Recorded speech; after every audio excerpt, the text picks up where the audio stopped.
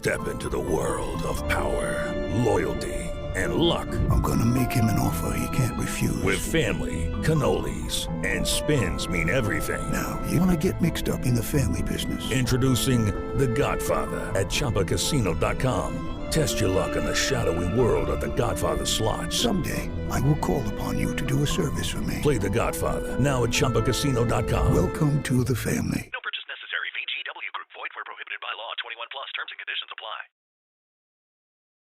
And now, stay tuned for the mystery program that is unique among all mystery programs. Because even when you know who's guilty, you always receive a startling surprise at the final curtain. In The Whistler.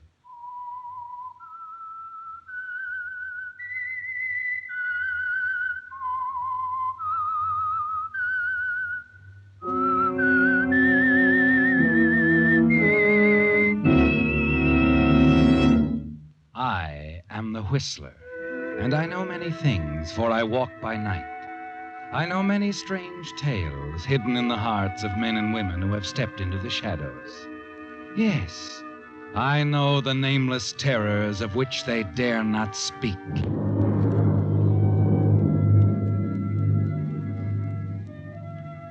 Yes, friends, it's time for The Whistler, rated by independent research, the most popular West Coast program in radio history.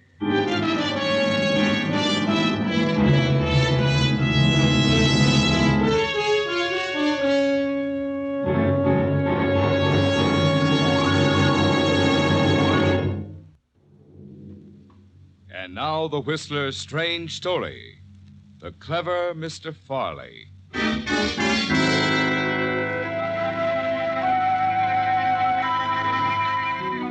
Dan Farley removed his topcoat, glanced out the window of his compartment on the luxury streamliner as it headed west from Chicago, placed his suitcase on a seat, tossed his briefcase on top of his suitcase. Dan had learned long ago that the safest place to hide valuable objects was in the open, and his briefcase was quite valuable to him. In it, he carried $150,000 in brand new $20 bills, counterfeit $20 bills. But so perfectly executed, even an expert would have trouble in spotting them as bogus. As the train began to speed up, Dan smiled. He was glad to get underway. In his work, he didn't spend too much time in one place, and he'd been in Chicago much longer than he intended. Ticket, please. Come in. Oh, hello, conductor. Here we are. Through to Los Angeles. Compartment C. Mm-hmm. Not so many traveling today, huh? We'll pick up some more in Kansas City. Oh. Yeah, I guess this does it. Hope you enjoy your trip. Thanks, I will. I always do.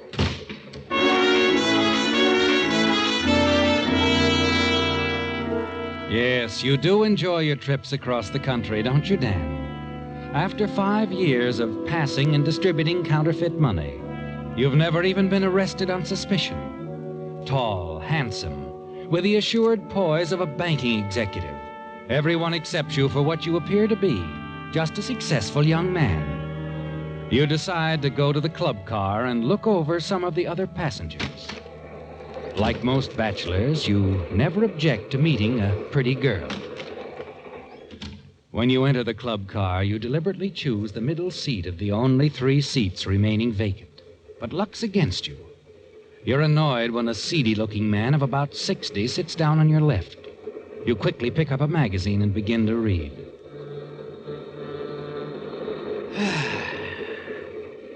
Quite a train, huh? Mm-hmm. I don't have occasion to ride very many trains, especially a modern train like this. Going as far as Kansas City? Uh-huh. Traveling on business? Yes, that's right. Salesman? Nope. I kind of thought you were. I guess it's none of my business anyway. You know, I can't make up my mind whether to stop over at Kansas City or go on through to Los Angeles. Ever been to Kansas City? Never have, no. I guess it's no different than most cities. I'm not sure I'll even stop over. Come to think of it, though, I might have to. My reservation's only good that far. You think I could get my accommodations on this train extended if I decided to go on through? The conductor can tell you. Yeah. You going straight through? I haven't decided. Oh, I'm sorry. I'm so inquisitive. Care for a drink? No thanks, no. I guess I'm boring you, son. Excuse me for being so talkative. I'm sorry. I didn't mean to be rude. It's just that this article Yeah, is... sure. You want to read. Yeah. But speaking of articles, son, if I was a young fella, I'd be a lot more interested in the little article coming this way than I would be in a magazine. I think you've got something. Yeah. She's going to have to sit down right next to you. Go ahead and get acquainted with her. I'll go get me a drink. Maybe I'll see you later. Okay. Au revoir, Pop.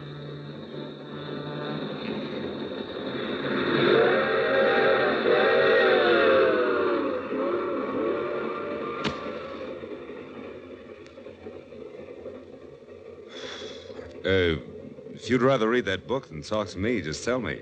I won't bother you anymore. But if you don't mind a little conversation... Why should I mind? Informal conversations are customary on trains, aren't they? Well, I'm not a customarian, but in my book, when a lady desires solitude, that's what she gets. Cigarette? Not now, thank you. Going all the way through? Something funny? Yeah, my question. You know, when that old gentleman standing at the bar over there asked me if I was going straight through, it annoyed me. Now, to open a conversation, I ask you the same thing. Should I be annoyed, too? Well, not unless I affect you the way he did me. Well, I guess this is the wrong answer, but so far you haven't affected me at all. Yeah, I was afraid of that. Well, that's the way life is, huh? Besides, we've got quite a ride in front of us. Maybe 24 hours will make a difference. Maybe. Leave your husband in Chicago? No. Oh, meeting him at the other end, huh? No. Don't tell me you're not married. I won't. I won't tell you that I am, either. In other words, what's it to me, huh? Mm-hmm. Well, do you mind telling me your name? Not particularly. I'm Judith Barnes. Judith. That's a pretty name. Chicagoan? At times. Oh, woman of mystery, huh? Have to be. I'm a spy. You haven't asked me who I am. No, I haven't. I'm going to tell you anyway. Name's Dan Farley. I'm a spy, too.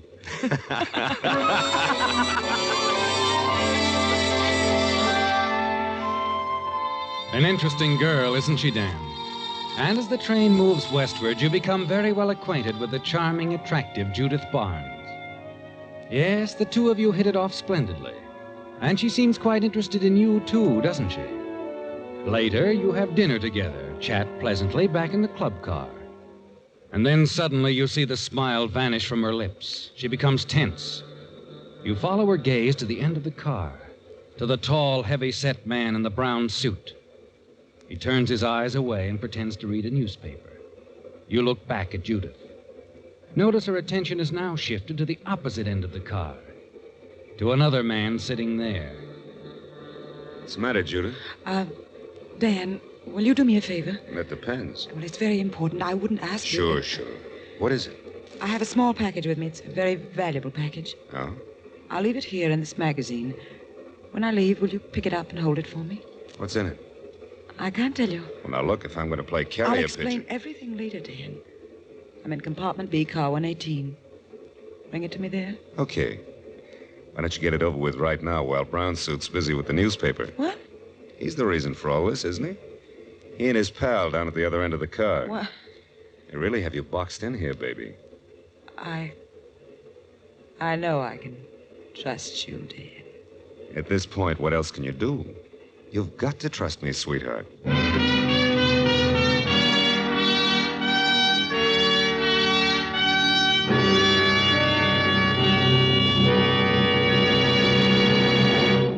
Back to the Whistler.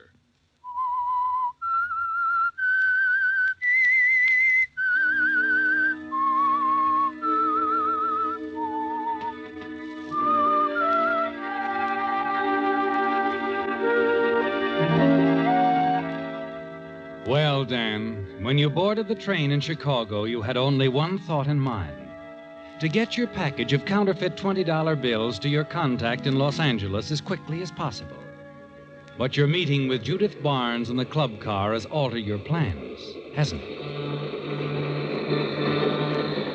As the train speeds on into the night, you wonder what's in the package Judith has placed in your care. Why she's afraid of the two men who station themselves at either end of the club car. You watch her as she leaves now, walks past the man in the brown suit. He makes no move to follow her. You lean back, light up a cigarette, finish your drink. Then finally you get to your feet, move past him, stroll toward the next car. As you do, you turn around. The man in the brown suit is following you. Quickening your pace, you hurry into the next car. Somehow you've got to shake him off. And then suddenly up ahead, a door to a compartment partially open. You're about to hurry by when you notice the man sitting inside. The gentleman you met earlier that afternoon in the club car. Hello there. Huh? Oh, hello, son. Figuring on catching a few winks? Yeah, was figuring on it. Say, how'd you get along with the young lady? Oh, all right. Thought maybe I could buy you a drink, a nightcap. Well, thanks, but... I was pretty rude this afternoon, huh? Oh. I didn't mean to be, really. It's just that I had things on my mind. Oh, that's all right, son. I talk too much anyway. Oh, no, you don't. I tell you what. Let's have lunch tomorrow, and wait a minute. You're stopping over in Kansas City, aren't you? Have to. Reservations on this train are all taken, and the conductor tells me there's a waiting list ahead of me. Yeah, I think you're lucky. They tell me Kansas City's quite a place. I think I'll stop over myself. I thought you said you had reservations through to the coast. Oh, I have, but I'm afraid it's Kansas City just the same. You remember a while back when you asked me if I was a salesman? Yes, I do. I guess I was a little nosy. No, you weren't. No, I was pretty brusque. But I had a reason. You see, my work is, sort of confidential. Detective? Well, not exactly. I'm a federal man, work for the government. My name's Farley. Government man, huh? Mm-hmm. Say, I'm Seth Williams from Junction City, Iowa. Certainly pleased to meet you, Mr. Farley. I've always wanted to meet a G-man. Well, I'm not a G-man, exactly. I'm with the Customs Department. Frankly, that's why I'm getting off at Kansas City. Glad to hear that. Then we can still have lunch together. Well, no, not in Kansas City, but we might see each other on the train again if we take the same one out of Kansas City. How long are you figuring on stopping? Just one day. Oh. I figure on taking the same train tomorrow. Well, I had the same idea. I'll make my reservations as soon as we get in. Good, I will too. Something to do with one of your cases, huh? Yeah, that's right. Oh, by the way, do you mind if I step in here and wash my hands? I don't know where I picked this up. Probably newsprint. Go right ahead, son.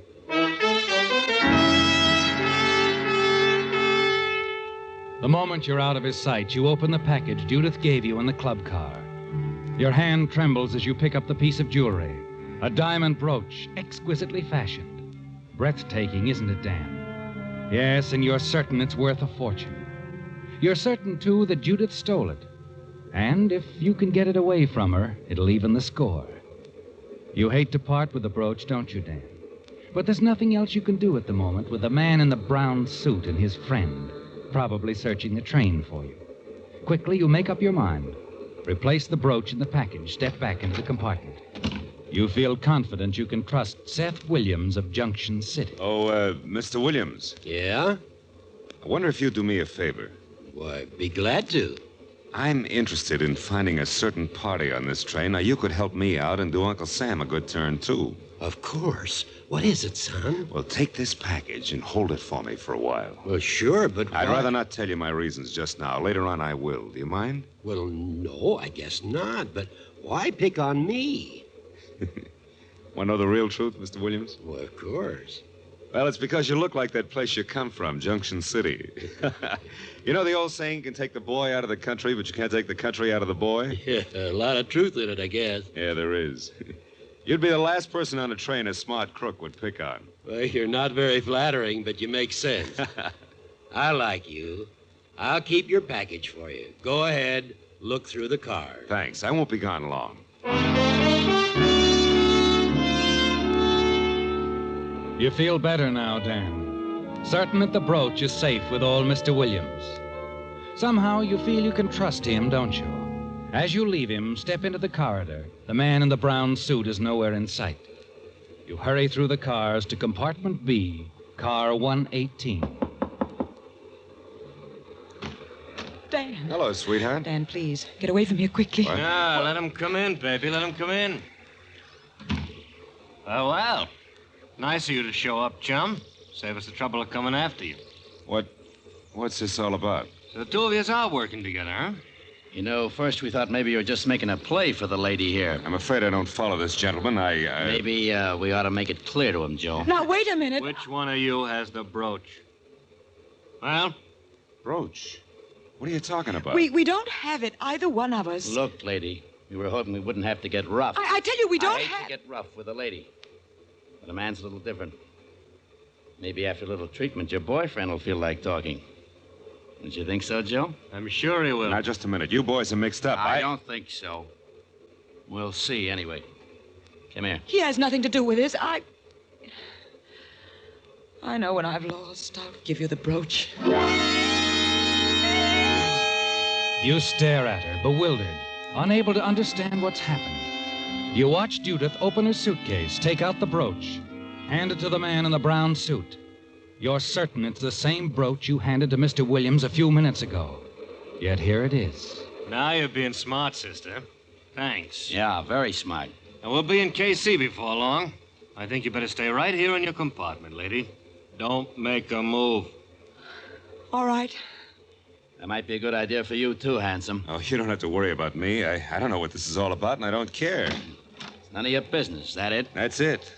Keep it that way. Come on, Joe. You've got a great sense of humor.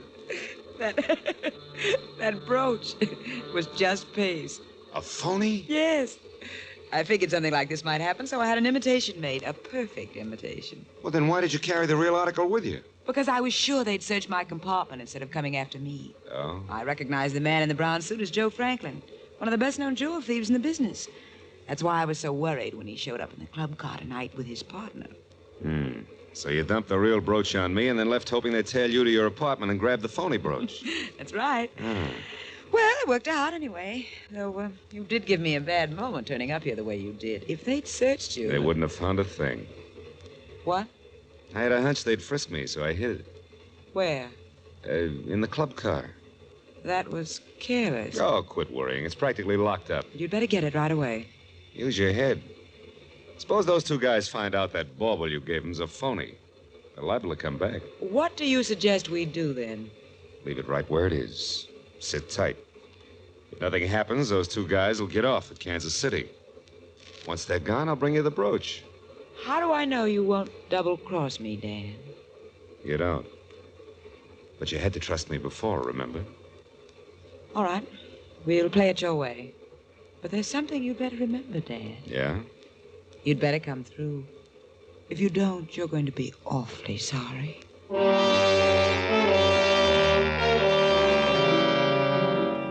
Well, Dan, it was easier than you thought, wasn't it? As you leave Judith's compartment, more than ever convinced she's a thief, you know exactly what you're going to do. When you reach Kansas City, you'll leave the train. Let Judith discover your absence after the train resumes its journey. Then it'll be too late for her to do anything.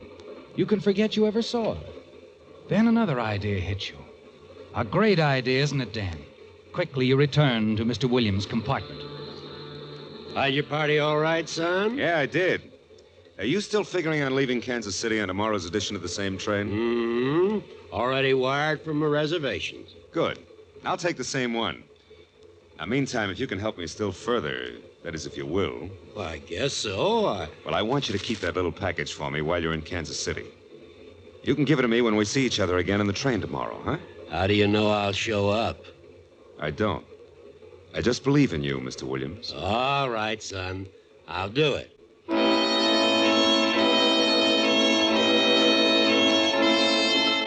Now everything's set, isn't it, Dan? Even if you run into trouble while you're in Kansas City, no matter what happens, the brooch will be safe with Mr. Williams.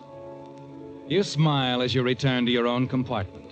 And as you step inside, your eyes fall on your briefcase. And suddenly you know something is wrong. The briefcase has been moved, tampered with, hasn't it, Dan? You're certain of that. Quickly you open it. The money's still there, but somehow you have the feeling it's been disturbed. And for the first time in your career, a wave of panic sweeps over you. What? Who is it? Mr. Farley, son? Oh, yes, Porter. What is it? We'll be arriving in Kansas City in another half hour. I wondered if you wanted to send a wire or something. No thanks, Porter. You stand there, staring down into the briefcase full of counterfeit bills. You can't take any chances, can you, Dan? You have to leave the train at Kansas City. Then the moment it stops, you hurry into the station, put the briefcase into a station locker. Yes, that's the safest place for it now. Put it in a station locker. You'll pick it up at a later date for future use. Then you go on into town and stay out of sight overnight. The following evening, you return to the station, take the train agreed upon. And as it pulls out of Kansas City, you hurry into the club car. Your fears that Mr. Williams might not be there vanish as you enter. There he is. He's come through for you exactly as you expected. Well, hiya, Mr. Williams. Hello, son. Say, I was getting worried about you. Thought you might have missed connections. I never miss connections, Mr. Williams. My little package still safe? Sure. Want it? Might as well. Here it is, safe and sound. Thanks, Mr. Williams. Now I'd like to buy you a drink. Fine. Everything went okay, huh? Everything's great, Mr. Williams.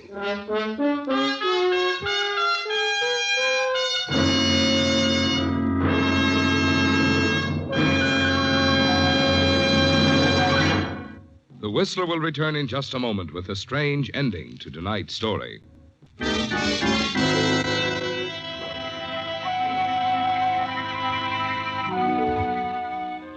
Everything worked perfectly, didn't it, Dan? Yes, and as the big streamliner picks up speed, you're more than satisfied, aren't you? You might even give up the counterfeiting racket and go into a legitimate business of your own after you dispose of the brooch. You're sure you'll be able to sell it for at least $50,000 once you reach the coast. And you're not worried about Judith Barnes. The chances are you'll never see her again. And the elderly Mr. Williams came through for you exactly as you were certain he would. Yes, sir, Mr. Williams. You did me quite a favor. Well, I was glad to do it. Would you like to see what you've been holding for me? It's very pretty. Yeah, I would. Okay, I'll show it to you. Come on, we'll go back to my compartment. It's only 3 cars back. Why, we can stop at my compartment if you'd rather. It's right ahead there. Oh, it suits me. Might stick around and beat you a game of cribbage, if you play cribbage. I'm the best cribbage player you ever saw. Come on. Here we are. Hello, Dan. Judith, what do you do? How did you know that... It was easy, Dan. I simply followed you when you left the train. You mean Mr. Williams told you? Mr. Williams told me nothing until a few minutes ago. I asked him to arrange this little meeting. You see, I'm an insurance investigator, Dan. Insurance investigator? But I thought you... You thought I lifted that brooch, didn't you? No, Dan, no. I just paid $15,000 for the return of that brooch in Chicago. No questions asked. I wanted to be sure it got back to my company. You were handling it alone? My guard was supposed to come along with me. Something must have happened because he didn't show up. So you picked on me? Yes. The minute I saw you, I knew you were just the type to get it through. But, just to make sure, I trailed you after you got off the train last night. What about the boys that got the phony brooch? They're in the hands of the Kansas City police right now. Yeah.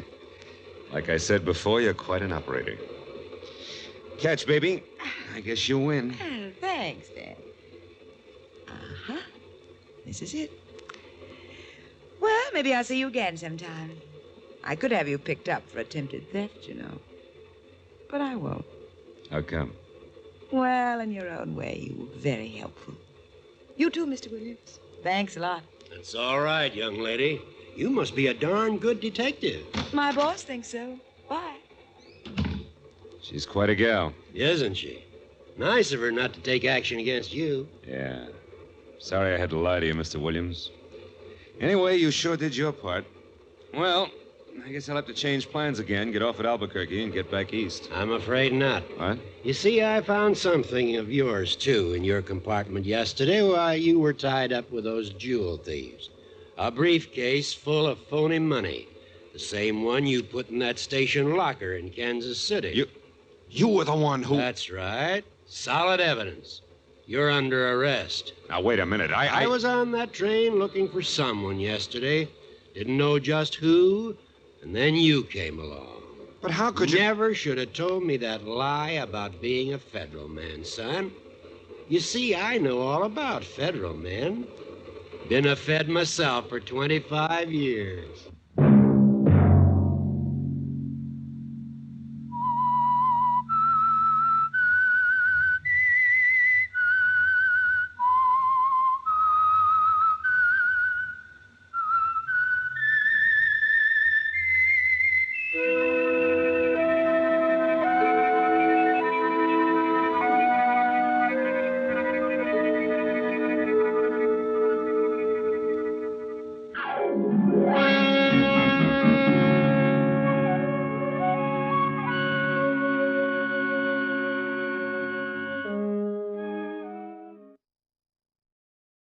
Hello, it is Ryan, and I was on a flight the other day playing one of my favorite social spin slot games on ChumbaCasino.com. I looked over at the person sitting next to me, and you know what they were doing? They were also playing Chumba Casino. Everybody's loving having fun with it. Chumba Casino is home to hundreds of casino-style games that you can play for free anytime, anywhere. So sign up now at ChumbaCasino.com to claim your free welcome bonus. That's ChumbaCasino.com and live the Chumba life. Sponsored by Chumba Casino. No purchase necessary. VGW Group. Void where prohibited by law. 21 plus. Terms and conditions apply.